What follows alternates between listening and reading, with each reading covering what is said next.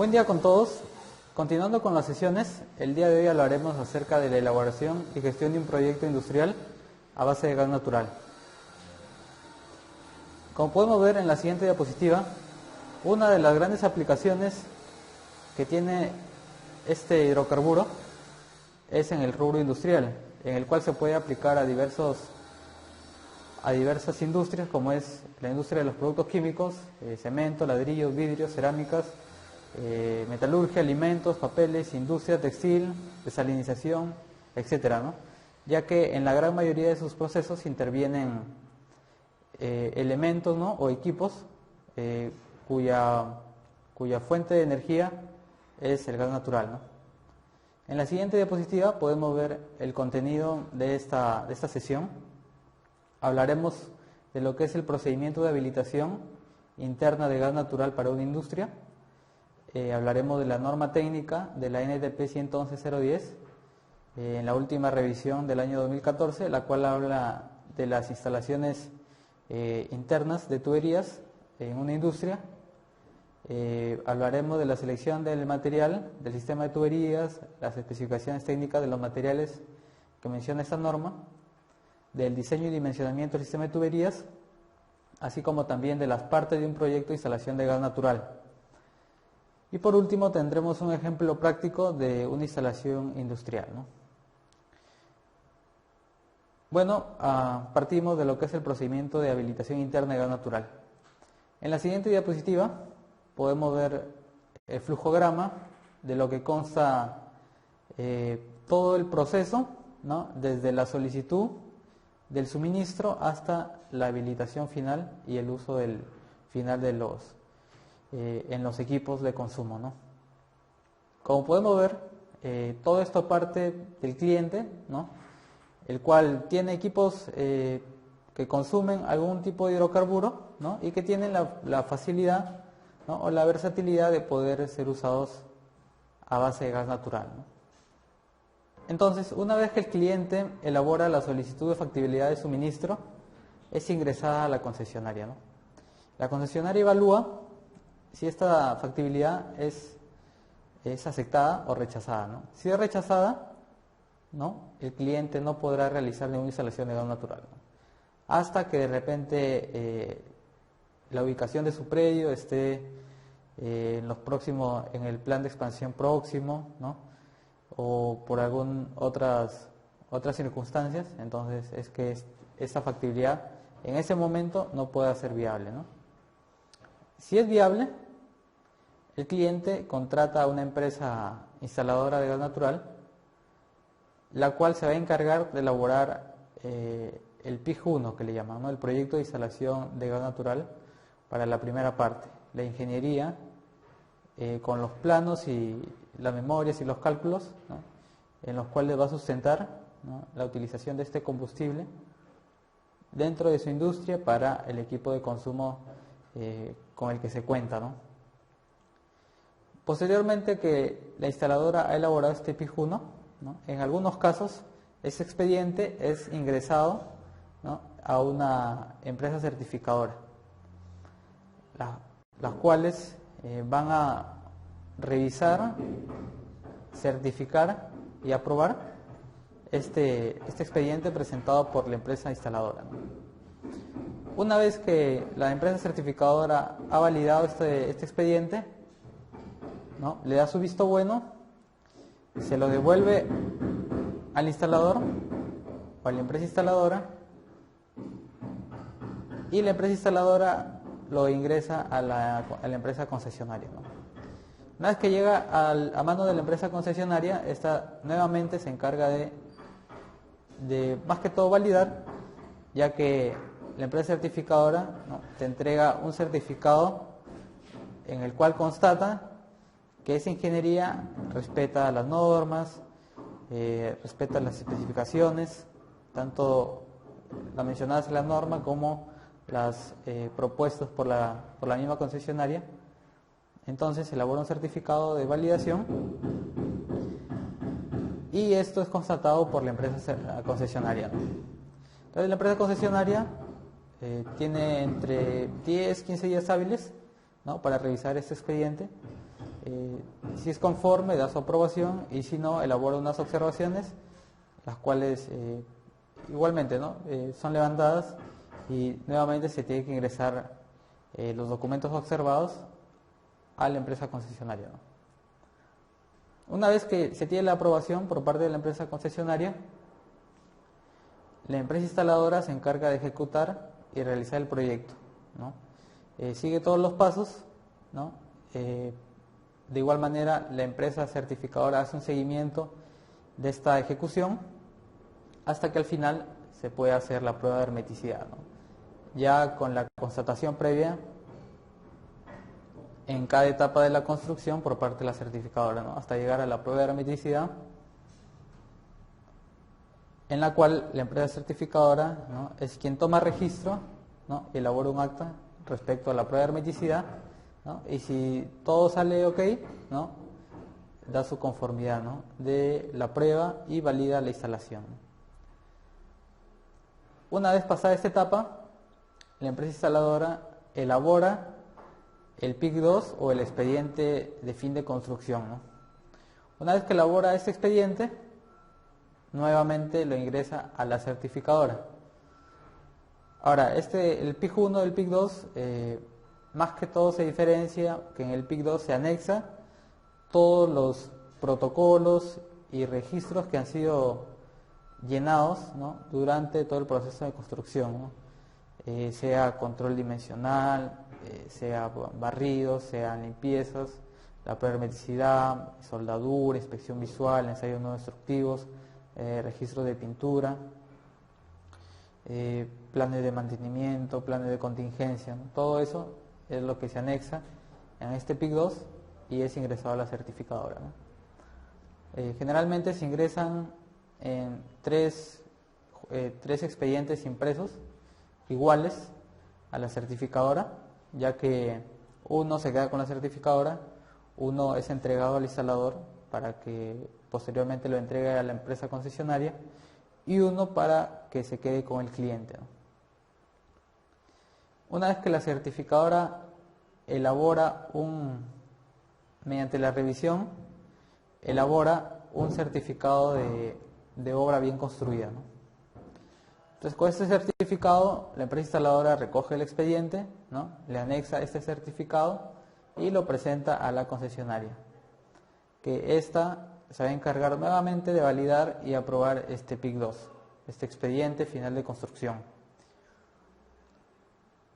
Previamente, la empresa concesionaria puede delegar a algún personal supervisor para que visite las instalaciones y constante la documentación que aparece en el PIC 2, sea el recorrido de los planos, verificar temas de pintura, verificar que de repente respete algunas distancias, ¿no?, si es que algo no está claro en los planos, ¿no?, con respecto a otras interferencias. Entonces, si una vez realizada esta visita hay algunas observaciones respecto a la ejecución, la empresa instaladora tiene que levantar estas observaciones, ¿no?, y de ser necesario el inspector o supervisor puede regresar para constatar visualmente el levantamiento de estas observaciones, ¿no?, o simplemente por medio de un registro fotográfico. Entonces, una vez que ya han sido levantadas todas estas observaciones y la inspección ha sido aprobada, la concesionaria habilita mediante la programación de un día, ¿no?, programa la habilitación en la cual aperturan la válvula de servicio y el gas puede entrar, ¿no?, hasta todo el tramo de tuberías hasta la estación de regulación y medición primaria, ¿no? Es hasta aquí donde la empresa concesionaria hace llegar el gas natural, ¿no?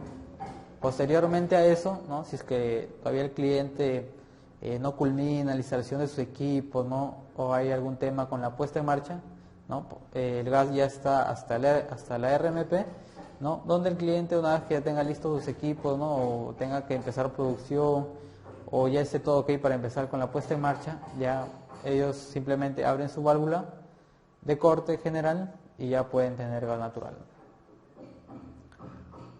En la siguiente diapositiva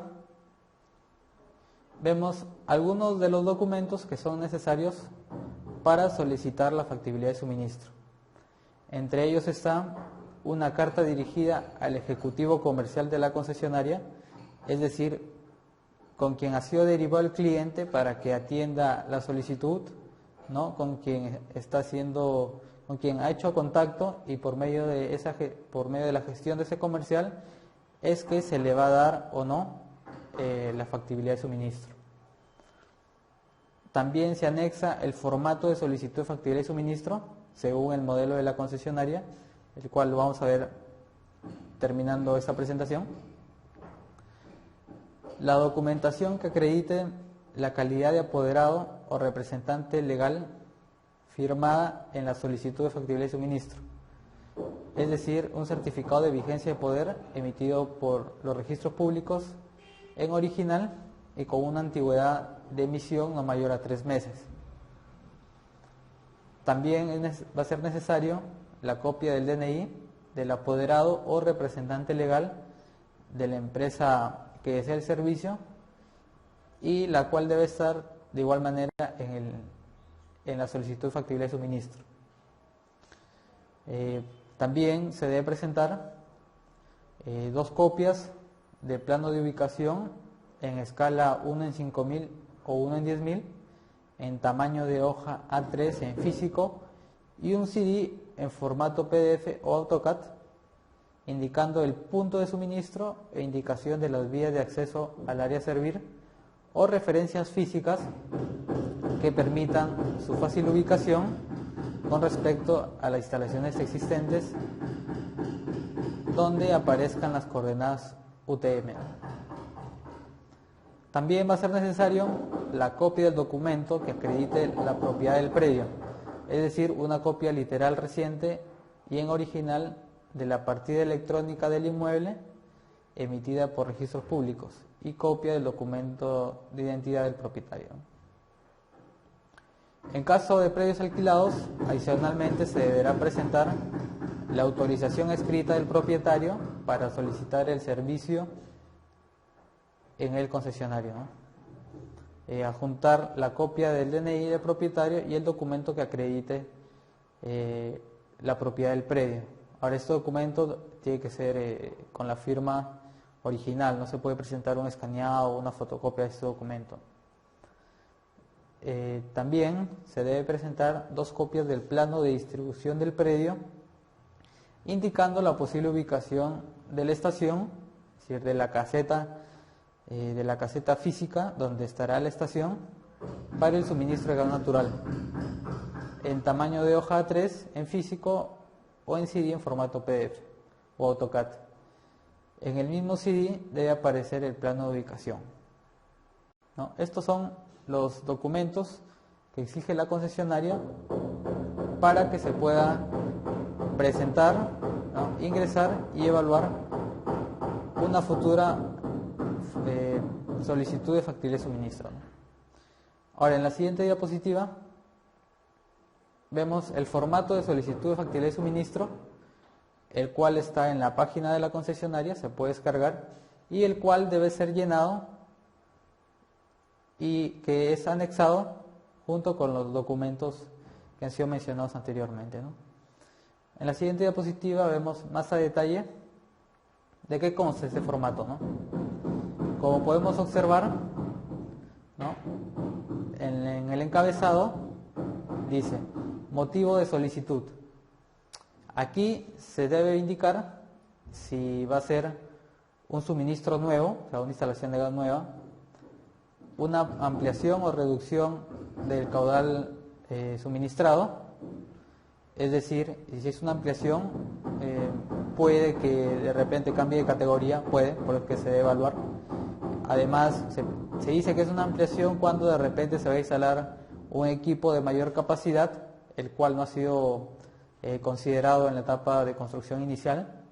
entonces también debe pasar por una evaluación. O de igual manera, si se van a dar de baja algunos equipos que a futuro ya no van a ser reemplazados, ¿no? Entonces se reduce el caudal de tal manera que pueda que también cambie de categoría a una inferior y pueda que el consumo de gas, el pago por el consumo de gas sea menor, ¿no?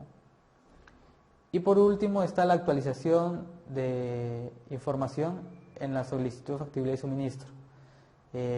Sea que de repente cambien las condiciones de diseño del equipo, como puede ser de repente la presión de funcionamiento. De repente este equipo ya va a ser reemplazado y la presión de funcionamiento de un equipo nuevo es mucho mayor a la que da la línea, entonces ahí se pide actualizar esos datos, ¿no? Como son la presión regulada en una red interna de gas natural, ¿no? Posteriormente tenemos los datos generales de la empresa.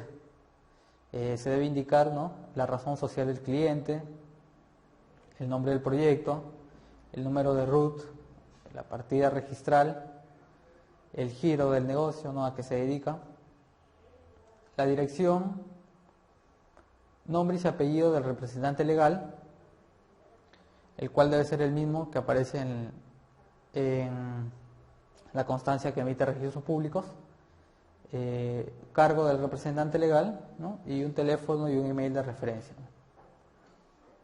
Posteriormente, seguimos viendo el documento. En la siguiente diapositiva tenemos los datos por parte del suministro, que son llenados por el cliente, ¿no? Estos datos son obligatorios. Entre los datos del punto de suministro, los cuales deben ser llenados por el cliente, son obligatorios, tenemos la dirección donde se requiere el servicio a instalar, ¿no? Es decir, de repente las oficinas, ¿no?, de la empresa, la dirección legal es una, ¿no?, pero la planta en la que se requiere la instalación de gas es otra, ¿no? Entonces, bueno, en algunos casos es la misma, pero se tiene que especificar, ¿no?, si es que fuera el caso de que están en distinto lugar, ¿no?, tanto la dirección legal como la dirección donde se requiere el servicio. El distrito, el uso del gas, ¿no? Bueno, aquí te da la posibilidad de marcar si es industrial, GNB, cogeneración, generación eléctrica, GNC, GNL, ¿no? En este caso se debería marcar industrial, ¿no? Tenemos el nombre del responsable del proyecto, ¿no? Va a ser la persona de contacto, ¿no?, en esta planta, ¿no?, en este predio donde se va a realizar la instalación, sea, no sé, el jefe de mantenimiento, jefe de proyectos, jefe de ingeniería, ¿no?, algún representante del cliente, ¿no? Entonces, esta persona debe aparecer, ¿no?, en esa parte del documento, ¿no?, junto a un teléfono y un correo de referencia. También se debe indicar, ¿no?, en el punto 4 de este documento, la coordinación para la visita técnica por parte de la concesionaria en las instalaciones del cliente. Aquí debe indicar si la visita desea que sea un martes o un jueves, ¿no? Debe indicar la persona de contacto que va a atender al representante de la concesionaria, ¿no?, e indicar de igual manera un teléfono, algún correo, ¿no?, de referencia para las coordinaciones. Bueno, eso es lo que se puede ver en la primera hoja, ¿no?, de este documento. En la siguiente diapositiva vamos a continuar con la segunda hoja de este formato de solicitud de factibilidad de suministro, ¿no? Aquí, como podemos ver, indica la presión de consumo, es decir, la presión a la que se desea la red interna o la presión regulada, ¿no? Es decir, debe ser mayor a la que va a consumir los equipos de consumo, ¿no? No puede ser menor. Ahí vemos la presión requerida, ¿no?, para la red interna, ¿no?, la presión manométrica. Y bueno, si en este caso no requiere regulación porque, o sea, de repente la presión de consumo del equipo es mayor, ¿no?, a las presiones reguladas normales que se manejan de 2, 2.5 o 3 bares, ¿no? Si de repente es un equipo que funciona, no sé, a 7 bares, ¿no? 5 bares, entonces de repente esta cometida no requiere regulación, ¿no? Simplemente se consideraría una etapa de filtrado y medición, ¿no? En el cuadro que aparece en la parte de abajo dice detalle de los equipos a instalar y sus consumos horarios, ¿no? Entonces aquí se debe indicar, ¿no?, cuál es la aplicación en esta planta, en esta industria que se desea convertir a gas natural, ¿no? Sea un caldero, un quemador, un secador, un horno, una cocina industrial, ¿no? Entonces se debe indicar la aplicación, la capacidad de este equipo de consumo, la cual debe ser la capacidad nominal, la unidad de este consumo, la cual puede estar en bhp, en kilocaloría hora, en BTU hora. Luego tenemos los galones hora, en el cual si no se tiene la capacidad no se puede llenar el consumo en galones hora. El combustible actual, de repente si estaba funcionando con petróleo, con GLP, ¿no? Si es el caso de una modificación o ampliación, ¿no? Si de repente el equipo que se va a suministrar, ¿no?, ya es directamente un consumo a gas natural, ¿no? Su quemador puede utilizar directamente gas natural, entonces se debe indicar, ¿no?, que este equipo nuevo, ¿no?, esta aplicación tal, ¿no?, va a consumir gas natural, ¿no?, y su capacidad va a ser la que se indique en la placa del equipo, ¿no? Si es que fuera el caso, si fuera un combustible distinto, ¿no?, se debe indicar de igual manera, ¿no? Y luego tenemos los metros cúbicos hora, ¿no?, que es el caudal estimado para gas natural, el cual se debe indicar, ¿no?, en este formato, ¿no? Por último, se tiene una sumatoria, ¿no?, del total de consumo en metros cúbicos hora. Se debe considerar, ¿no?, también marcar en la parte 3, dice, ¿considera aumentar su producción en los próximos años? Se debe indicar si sí o si no, ¿no? En la parte inferior del documento, que podemos ver en la siguiente diapositiva, tenemos un régimen de consumo horario, ¿no?, en el día más crítico. Esto de igual manera debe ser llenado por el cliente, ¿no? Como podemos ver, aquí se va a indicar el caudal o el consumo en metros cúbicos hora en el día más crítico del mes más crítico, en el cual se va a hacer una estimación, ¿no?, una representación de lo que sería el consumo, ¿no?, en un día típico. Entonces, para cada hora se va a indicar un consumo, ¿no?, que se debe estimar en base a las aplicaciones que se tienen, ¿no? Si de repente por la mañana, por ejemplo, si tenemos 4 aplicaciones y por la mañana funcionan solo 2, a partir del mediodía entran en servicio las 4 aplicaciones y por la noche no funciona ninguna, ¿no?, hasta que se retoma nuevamente la mañana. Entonces se indicará, pues, ¿no?, de las 0 horas hasta las 12 horas se indica el consumo constante de 2 equipos, luego aumentará, ¿no?, hasta los 4 equipos de consumo, hasta las 6, 7 de la noche, en las cuales ya todos los equipos salen de servicio y el consumo bajaría, ¿no? No habría consumo a partir de esa hora hasta nuevamente las 0 horas, ¿no? Entonces eso se debe ver reflejado en este esquema, ¿no? Igual a la mano izquierda, ¿no?, hay un pequeño ejemplo de lo que de lo que sería, ¿no?, este diagrama, ¿no?, de régimen de consumo horario en el día más crítico. En la siguiente diapositiva podemos ver el modelo de plano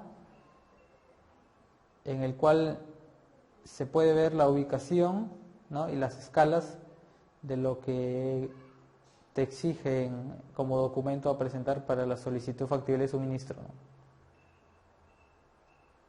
Este es más o menos el modelo en el cual podemos ver una vista más grande, ¿no?, de lo que sería el predio, ¿no?, como referencia, una vista más pequeña, ¿no?, el plano de ubicación donde se ve marcada dónde es exactamente el predio,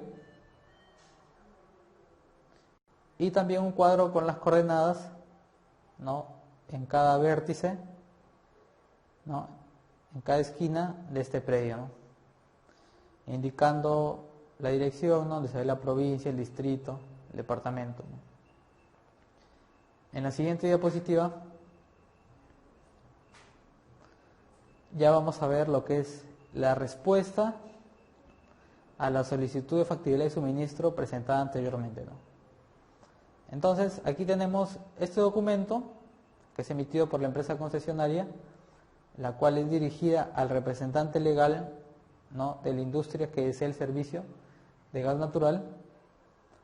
Y bueno, es una carta sencilla, ¿no?, en la cual da el visto bueno para poder realizar una instalación de gas, y tiene un anexo en la cual se van a ver reflejados unos datos de diseño determinados por la empresa concesionaria, los cuales han sido seleccionados en base a la información que se ha presentado en el formato de solicitud de factibilidad de suministro.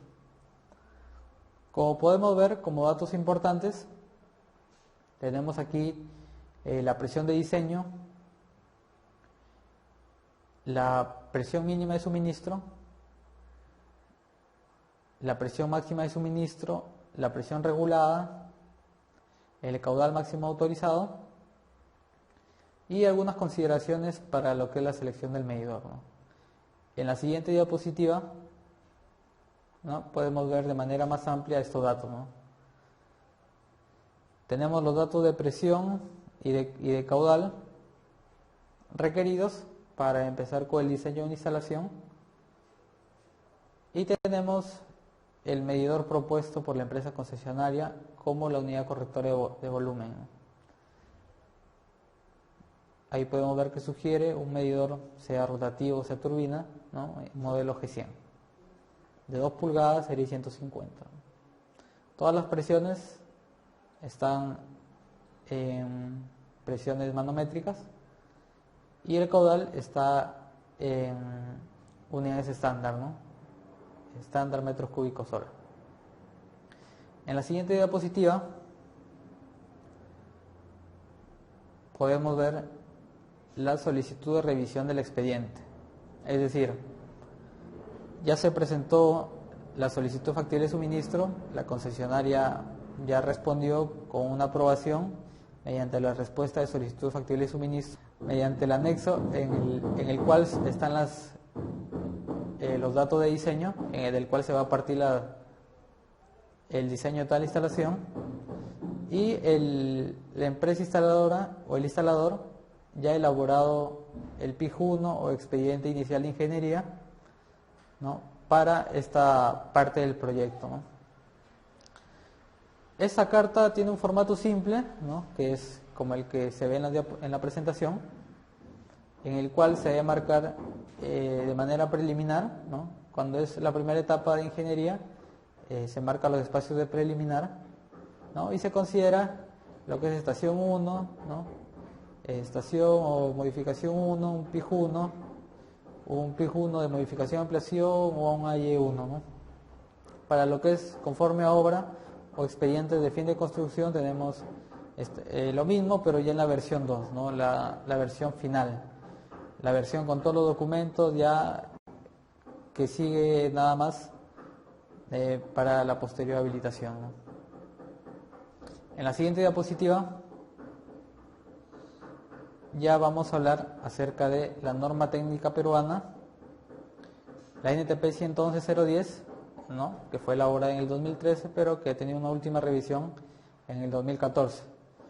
Esta norma técnica peruana es básicamente para todo lo que es el diseño y dimensionamiento de toda la red interna, ¿no?, desde la RMP hacia los equipos de consumo, ¿no? Por eso tiene como denominación, ¿no?, gas natural seco, sistema de tuberías para instalaciones internas industriales, ¿no?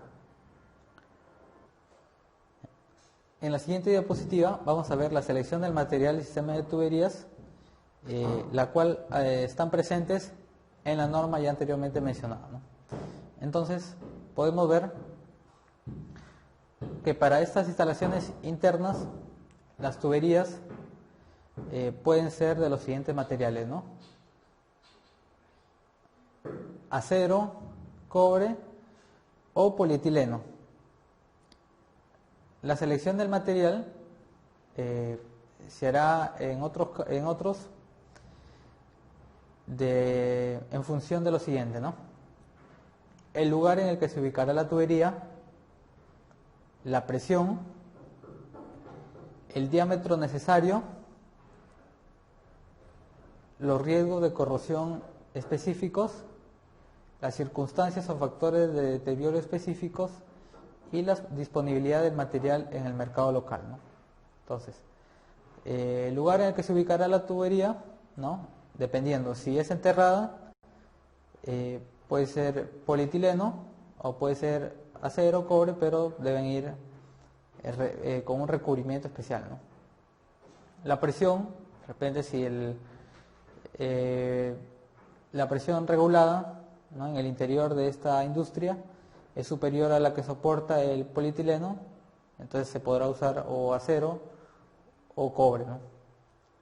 El diámetro necesario, ¿no?, de repente para el consumo que necesito en ese momento puede ser de 2 pulgadas, por decir, pero si tengo una proyección en el mediano plazo de incorporar nuevos equipos, entonces puedo sobredimensionarla de repente a 3 o 4 pulgadas, ¿no? Entonces también hay que considerar el diámetro necesario.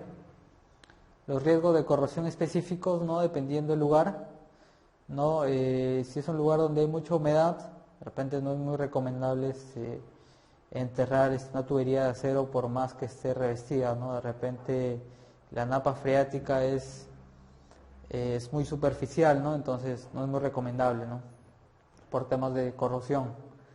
Las circunstancias o deterioro específicos, ¿no?, sea por impactos externos, por golpes, ¿no?, por exposición de la tubería, y la disponibilidad en el mercado local, ¿no? De repente el cliente necesita con urgencia avanzar con la instalación y de repente solicita un material que no está en el mercado y puede tardar algunos meses, entonces se puede utilizar cualquiera de estos 3 materiales que esté al alcance en el mercado, ¿no? Ahora, tener en cuenta de que no se podrán usar otros materiales tales como caucho, PVC, asbesto, cemento, hierro fundido, plomo y tuberías de polietileno destinadas a aplicaciones distintas que no cumplan con normas específicas para gas natural. Por ejemplo, ¿no?, en algunos casos he visto que por error pueden comprar tuberías de polietileno de color negro, ¿no? Si bien de repente podría soportar la presión del gas, ¿no?, pero su aplicación no es esa, ¿no? Generalmente estas tuberías de polietileno están estandarizadas hasta por colores, ¿no? Las negras son para agua y las que son entre amarillas, medias naranjas son para gas natural, ¿no? Entonces hay que tener en cuenta esos detalles, ¿no? En la siguiente diapositiva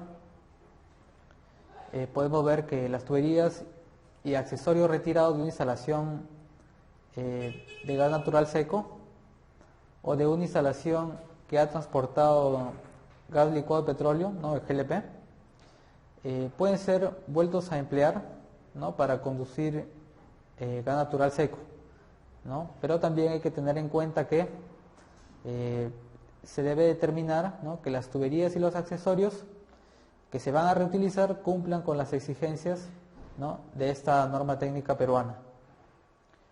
Ahora, estas tuberías y accesorios que van a ser reutilizados, ¿no?, se tendría que verificar que hayan sido limpiados, inspeccionados, probados y que cumplan con los requerimientos de la norma técnica peruana, ¿no?, la 111.010. Es decir, si se va a hacer uso de materiales que ya han sido reutilizados, se debe tener toda la trazabilidad, ¿no?, de la construcción de todos estos equipos, ¿no?, para verificar que la instalación ha sido correctamente realizada, ¿no?, bajo la presente norma. Ahora, las instalaciones industriales existentes cuyo sistema de tuberías está transportando GLP pueden ser vueltos a utilizar para conducir gas natural, ¿no?, siempre que las tuberías y accesorios cumplan con las exigencias normativas y consideraciones para los materiales y las pruebas de hermeticidad indicadas, ¿no? Como les decía, se pueden volver a reutilizar, pero habría que revisar la trazabilidad de esos mismos materiales, ¿no?, durante el proceso constructivo en el cual fueron utilizadas para la aplicación anterior, ¿no? En la siguiente diapositiva podemos ver que también el material de las tuberías puede variar en función de su ubicación en el espacio, ¿no? Es decir, como les mencionaba, si es una tubería subterránea, o puede ser de acero revestido, de polietileno o de un cobre revestido también. Y en el caso, si va a ser aérea, puede ser acero pintado o cobre, ¿no? Para las tuberías aéreas no se utiliza el polietileno, ¿no?, ya que son menos resistentes al impacto, ¿no?, si hubiera algún choque, ¿no?, por algún factor externo, ¿no? Entonces se considera acero pintado o cobre.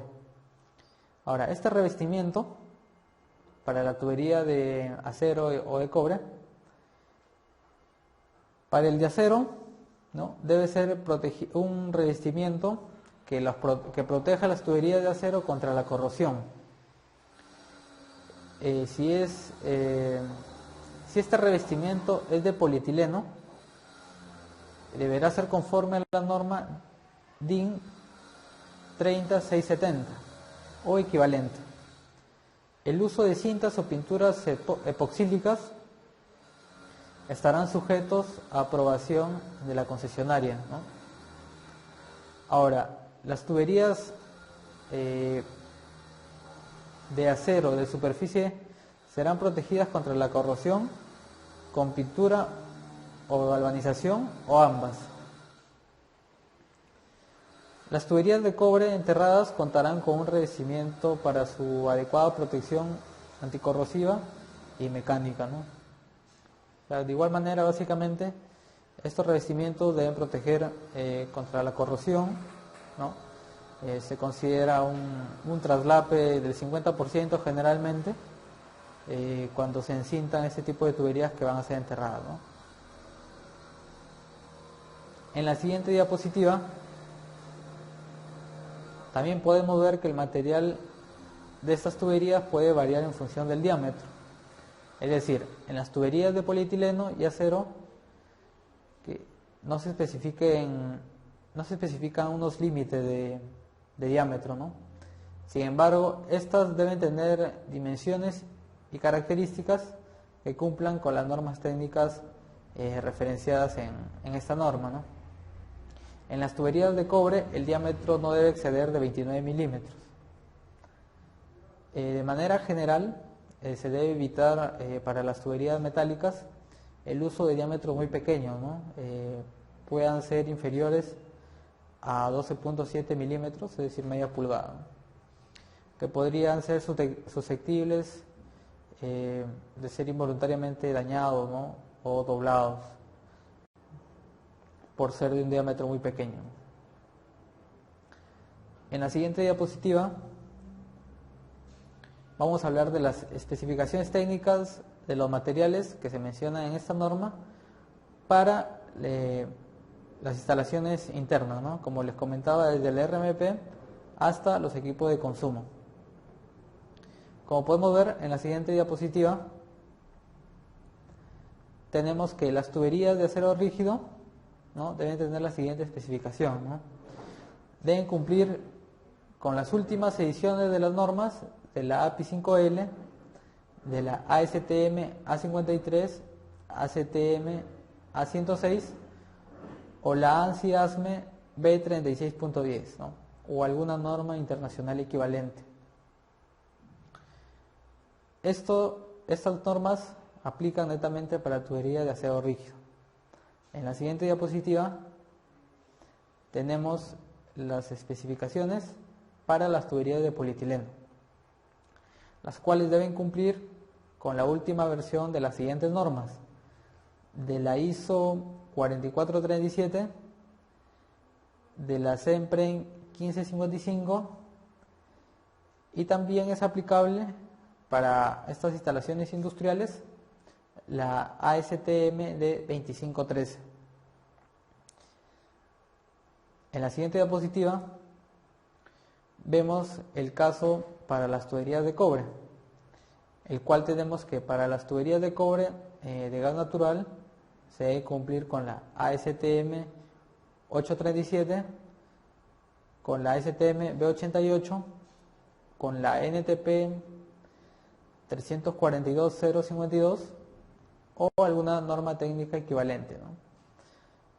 Básicamente estas tuberías pueden ser del tipo K o del tipo L o algún equivalente en unidades métricas, ¿no? Estas tuberías no deben utilizarse cuando el gas suministrado tenga un contenido de sulfuro de hidrógeno superior en promedio a 0.5 miligramos por cada 100 litros estándar de gas natural seco, ¿no? Eso hay que tenerlo en cuenta para la utilización de esas tuberías, ¿no? Generalmente en nuestra zona el gas natural es seco, ¿no?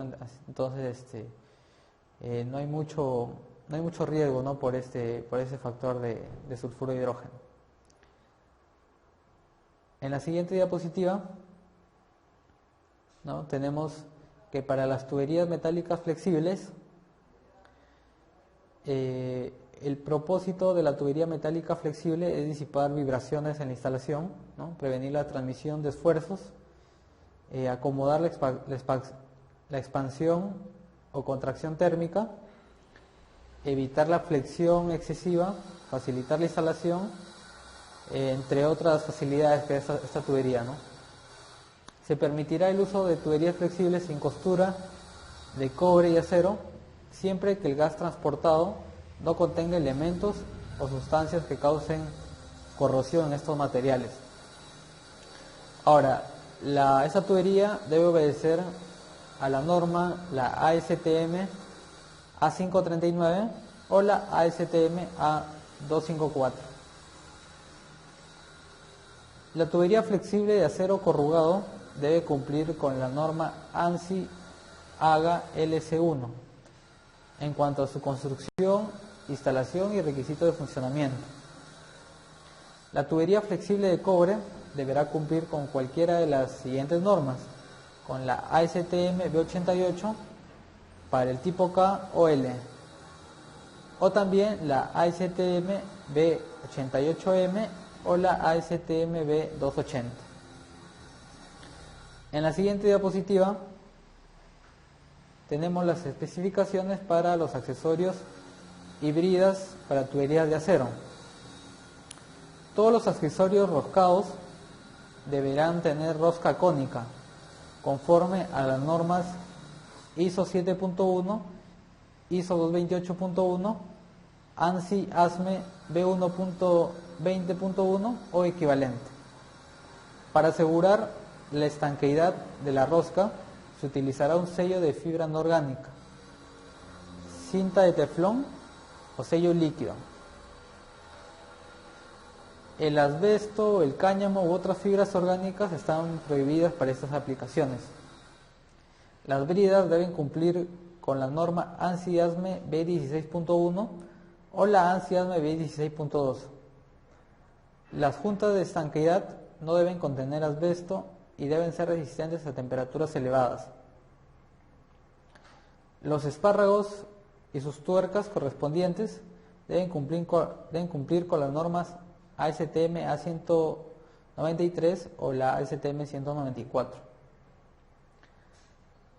En la siguiente diapositiva vemos que para los accesorios que van a ser utilizados con tubería de polietileno, estos deben cumplir con la última versión de la norma ISO 8085, con la CENPREN 1555, y en las instalaciones industriales también es aplicable la norma ASTM de 2513. En la siguiente diapositiva tenemos que los accesorios para las tuberías de cobre deben cumplir con las normas ANSI B16.18, la NTP 342.522.1 o la NTP 342.522.20 o alguna norma equivalente internacional o norma técnica peruana. Los accesorios en su totalidad deberán ser aprobados para su uso de gas natural seco, ¿no? Sea por la empresa concesionaria en este caso, ¿no? En la siguiente diapositiva tenemos que las válvulas de cierre manual deberán ser aprobados para su uso de gas natural.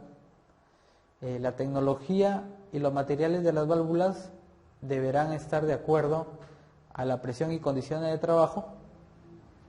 El material de la válvula deberá estar en concordancia con el material de la tubería que se va a instalar. Las válvulas para aplicaciones aéreas deberán ser enteramente metálicas, incluyendo el cuerpo, elemento sellante, entre otros, así como también deberán ser resistentes a altas temperaturas. Las válvulas deberán ser fáciles de operar, generalmente válvulas esféricas, siendo claramente identificadas que la válvula está abierta o cerrada, ¿no? Un ángulo haciendo un juego de manija de 40 grados nada más.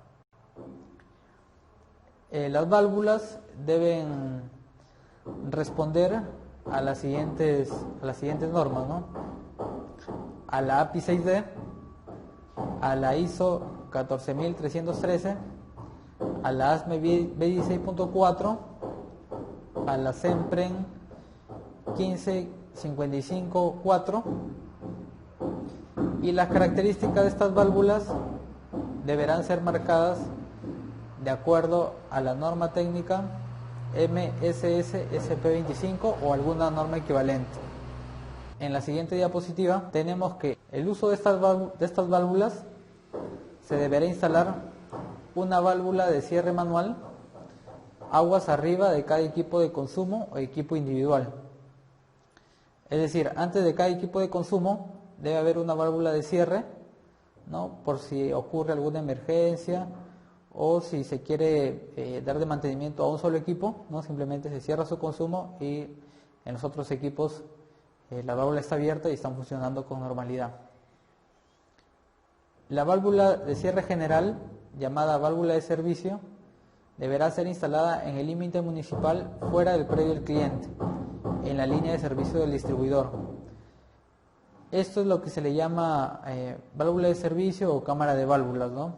Que es la que va a aperturar la concesionaria una vez que el expediente de fin de construcción haya sido aprobado, ¿no? Y ya se quiera realizar la habilitación.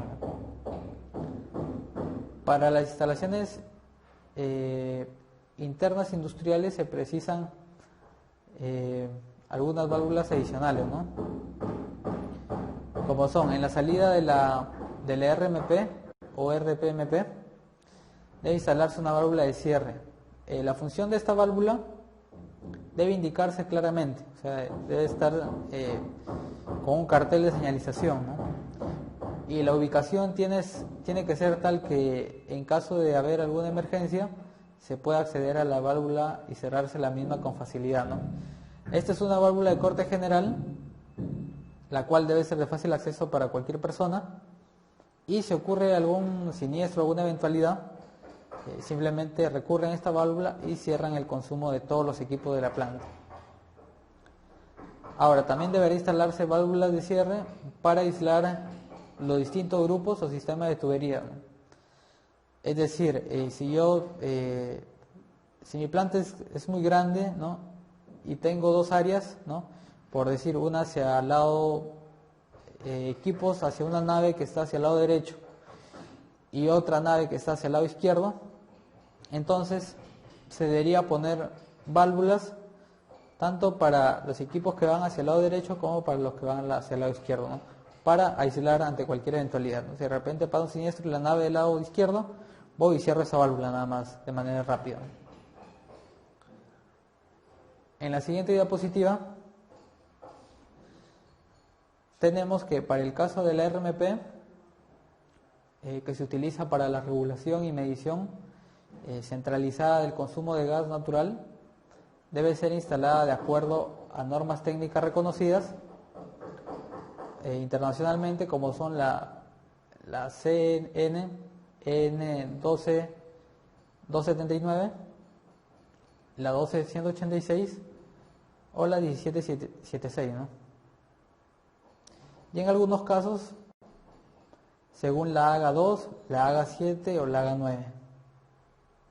Ahora, el diseño de los materiales, la instalación y las pruebas de dichas estaciones, ¿no?, del RMP serán aprobadas por la entidad competente, ¿no?, en este caso por la concesionaria o por la empresa certificadora. La RMP deberá ser instalada en el predio del usuario, generalmente es en el límite con una puerta con vista a la calle, tan cerca como sea posible de la válvula de servicio o de la cámara de válvulas.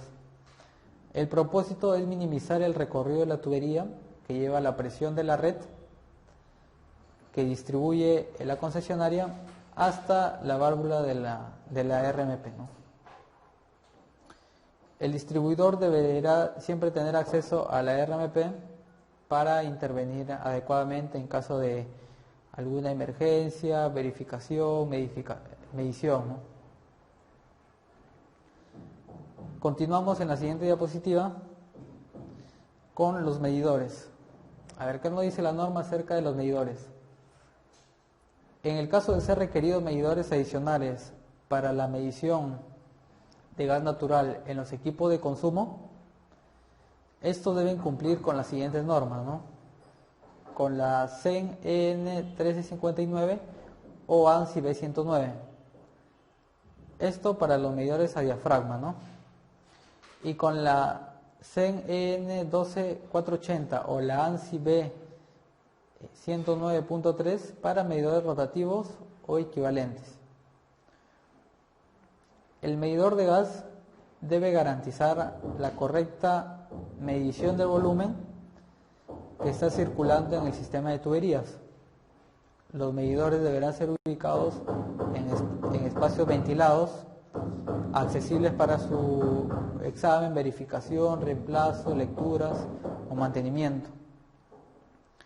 La posición de estos medidores debe ser orientada según el fabricante, ¿no? Si es que se puede utilizar en los sentidos de derecha a izquierda, de izquierda a derecha, de arriba hacia abajo, de abajo hacia arriba, ¿no? Eso hay que tenerlo en cuenta en base a las especificaciones que indica el fabricante, ¿no? Los medidores no deben ser ubicados donde puedan estar expuestos a daños físicos. Deben ser adecuadamente protegidos contra la intemperie, la humedad, las altas temperaturas, fuente de ignición, entre otros. Los medidores deben ser soportados y conectados a tuberías rígidas de manera tal que no se ejerzan esfuerzos sobre el cuerpo del medidor, ¿no? Ya que al tener elementos internos, los cuales son delicados, puede hacer que el tiempo de vida del medidor disminuya considerablemente, ¿no? En la siguiente diapositiva tenemos a los reguladores, ¿no?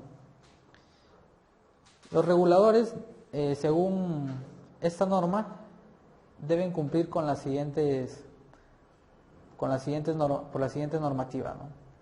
La CEN EN 334 o la ANSI B 109.4 o alguna norma técnica equivalente, ¿no? Los reguladores deben ubicarse de tal forma que las conexiones sean fácilmente accesibles para operaciones de servicio y mantenimiento. Ahora, los reguladores no deben ser ubicados donde puedan estar expuestos a daños físicos. Los medidores serán protegidos adecuadamente contra la intemperie, al igual que los reguladores, ¿no? Igualmente aislados de cualquier fuente de ignición, humedad, salpicaduras, etcétera, ¿no? Si estos reguladores deben llevar un venteo, ¿no? Deben tener orientado este venteo hacia espacios que sean ventilados, ¿no? Los cuales deben determinar las especificaciones del fabricante, ¿no? O sea, el diámetro, ¿no? De qué diámetro debe ser el venteo, ¿no? Hacia dónde debe estar orientado. En la siguiente diapositiva vamos a hablar de lo que es diseño y dimensionamiento del sistema de tuberías en base a la NTP 111-010. Tenemos que toda la instalación deberá estar dimensionada para conducir el caudal requerido por los equipos de consumo en el momento de máxima demanda. Asimismo, para las ampliaciones futuras previstas, se debe tener en cuenta las limitaciones en la pérdida y carga de la velocidad, las cuales se van a indicar más adelante, ¿no?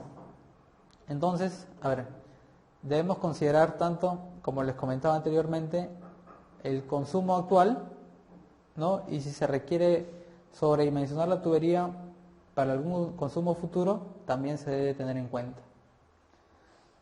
El diseño debe incluir la ubicación y trazado del sistema de tuberías de la instalación con todos los accesorios, el dimensionamiento de diferentes tramos y derivaciones, la capacidad necesaria para cubrir la demanda y la ubicación del punto de entrega de gas.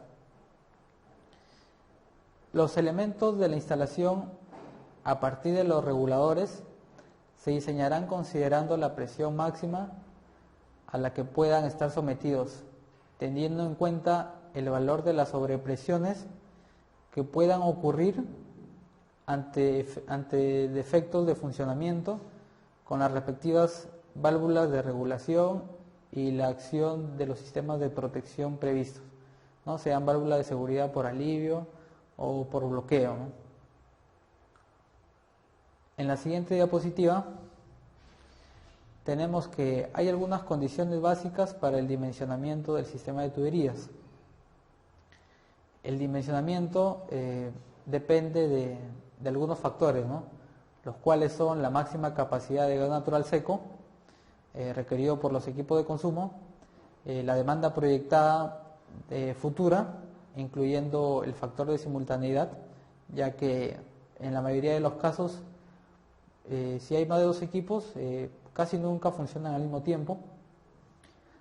La caída de presión permitida en el punto de suministro de los equipos de consumo, la longitud de la tubería y la cantidad de accesorios, ya que cada accesorio va a tener un valor de pérdidas, ¿no? el cual está determinado en un valor de longitud, la gravedad específica y poder calorífico del gas natural seco y la velocidad permisible del gas. La velocidad permisible del gas para efectos de esta norma es de 30 metros por segundo, ¿no? Dentro de la instalación. En la siguiente diapositiva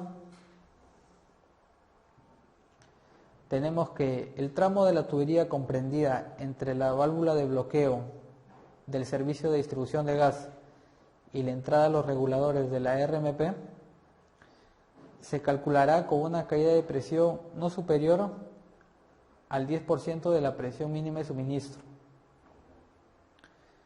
Los tramos de la red interna comprendidos entre dos etapas de regulación se calculará con una caída máxima del 50% de la presión regulada al comienzo de estos tramos. El cálculo de estos tramos deberá garantizar las condiciones mínimas de presión y caudal requerido por los equipos de consumo ubicados aguas abajo, ¿no? Es decir, del regulador del RMP hasta el regulador, se le podría llamar de la segunda etapa del consumo, ¿no? Durante todo ese tramo, la caída de presión no debe superar el 50% de la presión inicial, ¿no? que sale del regulador del RMP.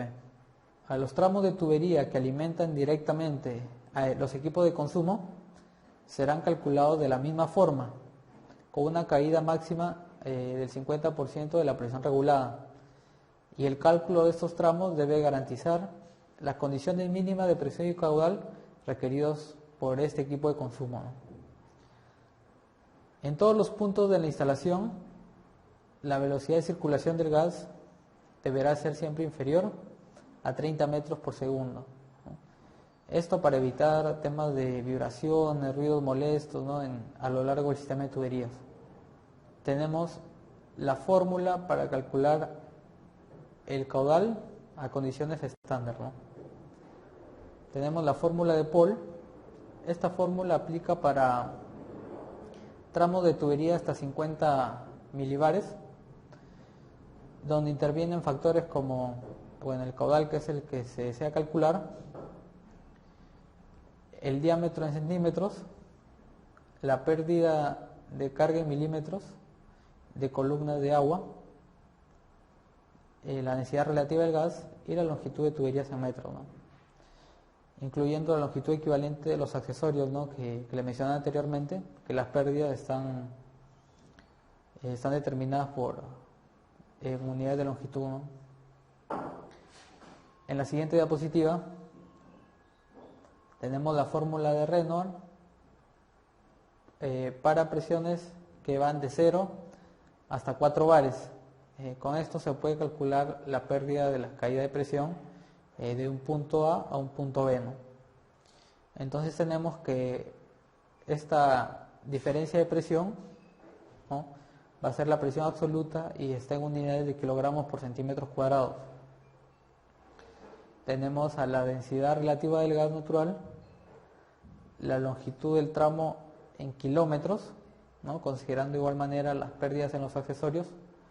El caudal está en metros cúbicos hora en condiciones estándar y el diámetro, que va a estar en milímetros. Esta fórmula, ¿no? La de Renoir, para calcular la caída de presión de un punto A un punto B.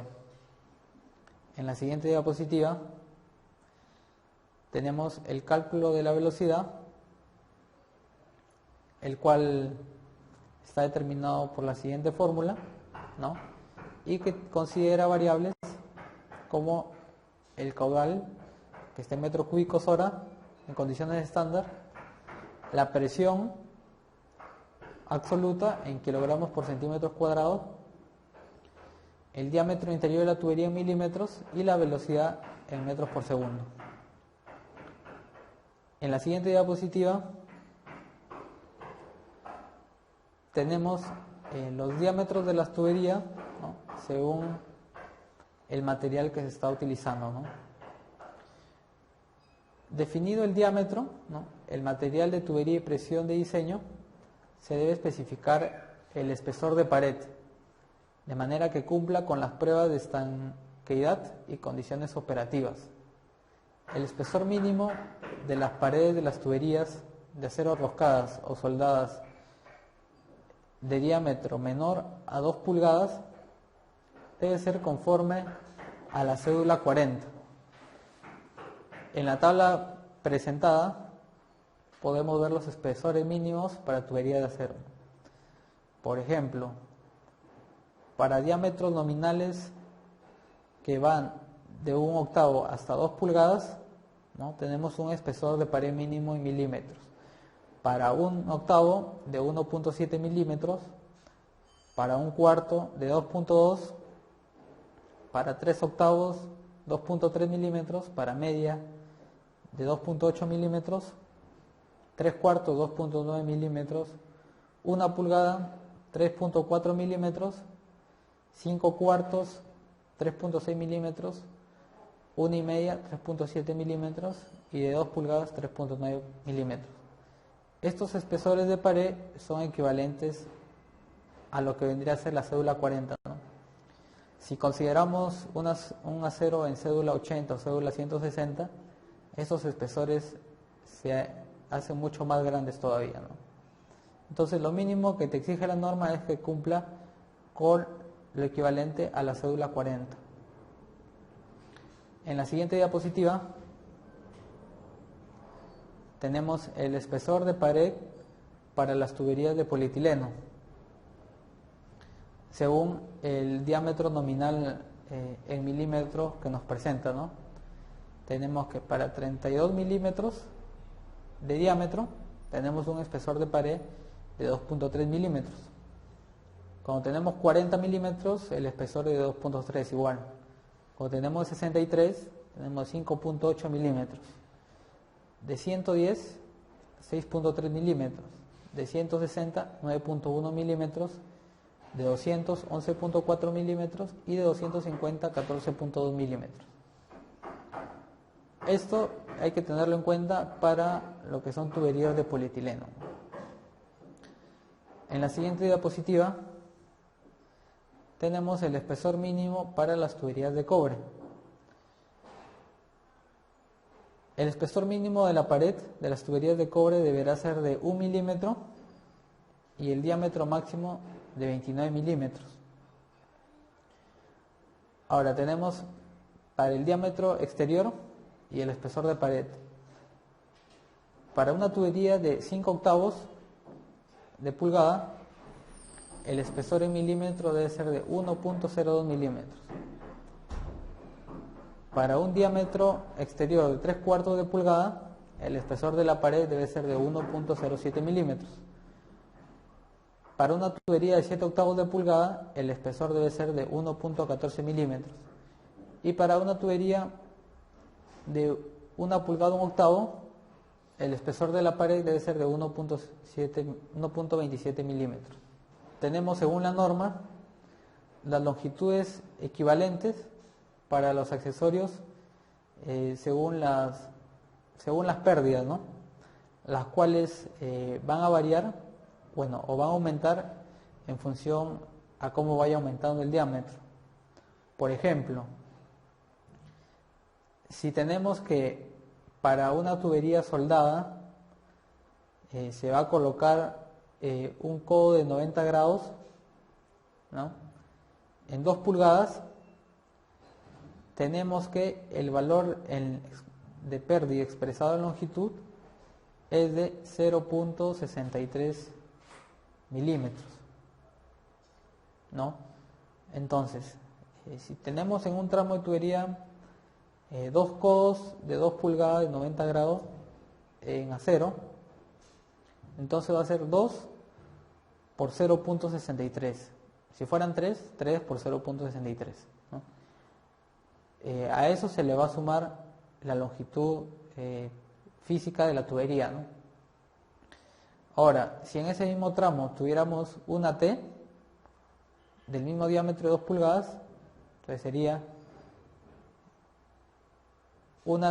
sería una suma de 2.36 milímetros. Entonces, si tenemos los dos codos, sería 2 por 0.63 para los codos más 1 por 2.36, ¿no?, que es la T. Entonces ahí tendríamos la longitud en pérdidas más la longitud total de las tuberías.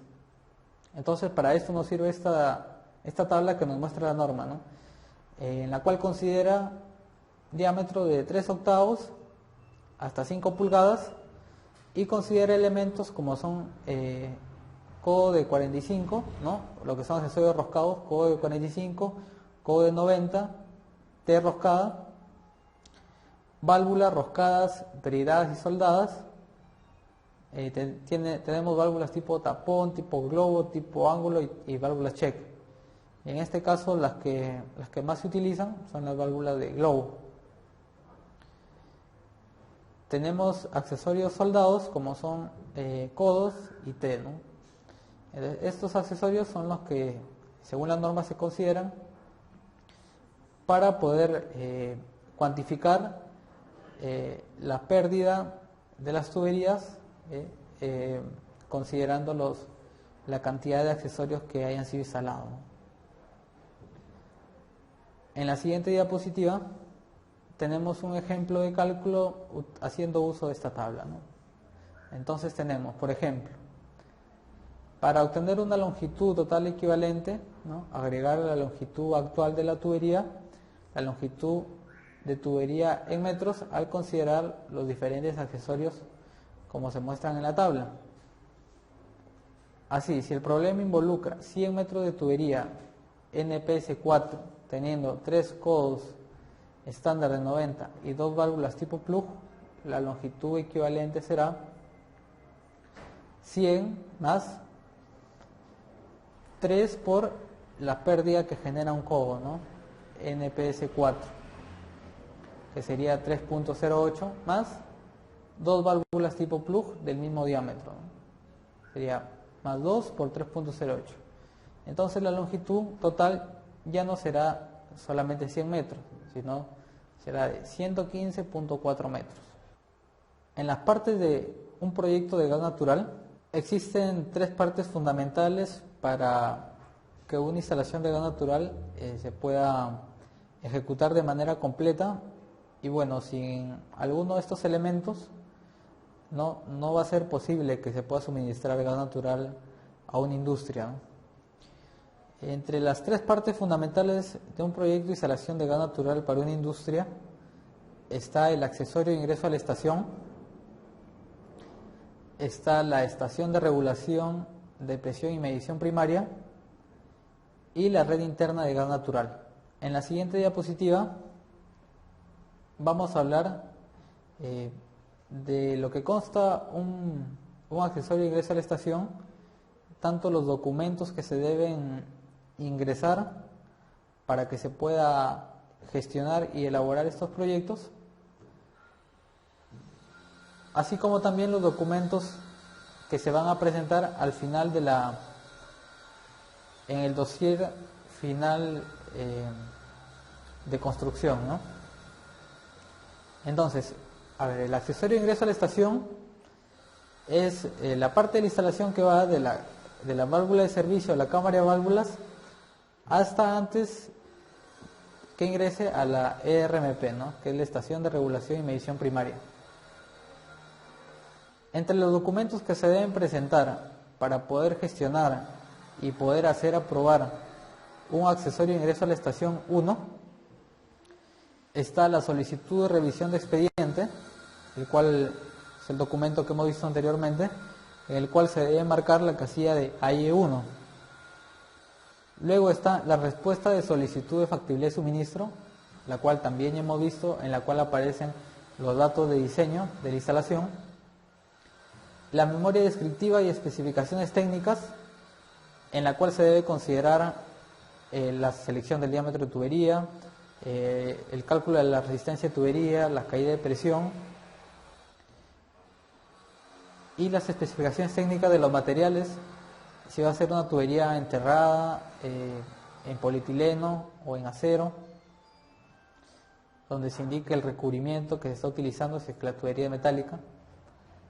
La memoria de cálculo del sistema de protección catódica, si es una tubería metálica, ¿no? Como sistema de protección anticorrosiva se utiliza un sistema de protección catódica. La especificación del procedimiento de soldadura, ¿no? El WPS para tuberías metálicas en acero. El registro de calificación del procedimiento, ¿no? El PQR. El plano de recorrido del AIE en una vista de planta, en un layout, en el cual se puedan observar los cortes, donde se puedan ver de manera frontal y lateral cómo es que viene ubicado este accesorio, ya que tiene un tramo horizontal y un tramo vertical que le permite entrar en contacto con la RMP, y un plano isométrico del recorrido del accesorio de ingreso a la estación, ¿no? Estos son los documentos que se deben presentar de manera inicial para iniciar con la gestión de aprobación, para que se pueda dar inicio a la construcción de esta primera parte del proyecto, ¿no? Del AIE1 o accesorio de ingreso a la estación. En la siguiente diapositiva vamos a ver el listado de documentos que se deben considerar para la elaboración del AIE2, ¿no? Del accesorio de ingreso a la estación 2. Entonces tenemos como documentos generales, se debe presentar un acta de liberación, el cual es un formato que suministra la empresa concesionaria, el certificado de conformidad de obra emitido por un ente independiente, en este caso por la empresa certificadora, ¿no? La cual ha estado durante todo el proceso constructivo, ¿no? Observando y validando que se respete las normas técnicas y las especificaciones técnicas establecidas por la norma y por la concesionaria, la respuesta de la solicitud factible de suministro y la memoria descriptiva y especificaciones técnicas. Esos como datos generales, ¿no? Ya que básicamente son los mismos documentos que se han presentado en la primera etapa, ¿no? En la parte mecánica, nuevamente se ingresa la especificación del procedimiento de soldadura, el WPS, el registro de calificación del procedimiento de soldadura, el PQR, y en esta ocasión se agrega el registro de calificación de soldadura, ¿no? Que es el WPQ, donde aparece la estampa y la identificación del soldador, ¿no?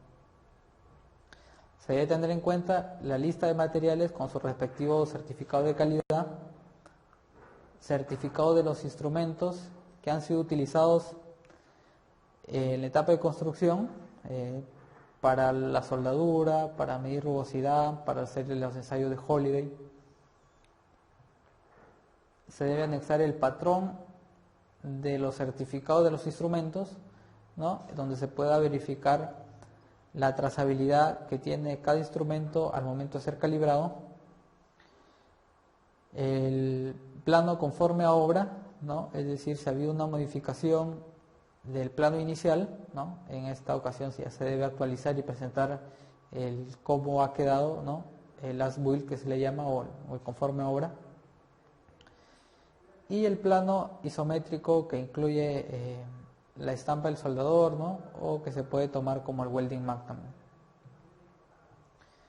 Entre otros documentos que podemos ver en la siguiente diapositiva, está también el welding book, los registros de control dimensional, el registro de inspección visual de soldadura, el registro de ensayos no destructivos, ¿no? Sean tintes penetrantes, placas radiográficas o ultrasonido, el certificado de la persona que ha realizado los ensayos no destructivos, que debe ser un nivel 2, la constancia del registro de la prueba de hermeticidad, la cual es elaborada por la empresa certificadora, la lista de instrumentos utilizados durante la prueba de hermeticidad y sus respectivos certificados de calibración, como son los manómetros y los termómetros que se han utilizado, el acta de prueba de hermeticidad, de igual manera elaborado por el inspector que va de parte de la empresa certificadora, el registro del barrido y limpieza de las tuberías, un informe fotográfico y acta de limpieza de tuberías. Se debe presentar un informe de la instalación, verificación y o reparación de discontinuidades en los recubrimientos de la tubería, si es que ha sido metálica, un informe fotográfico respecto a los ensayos de rugosidad y adherencia,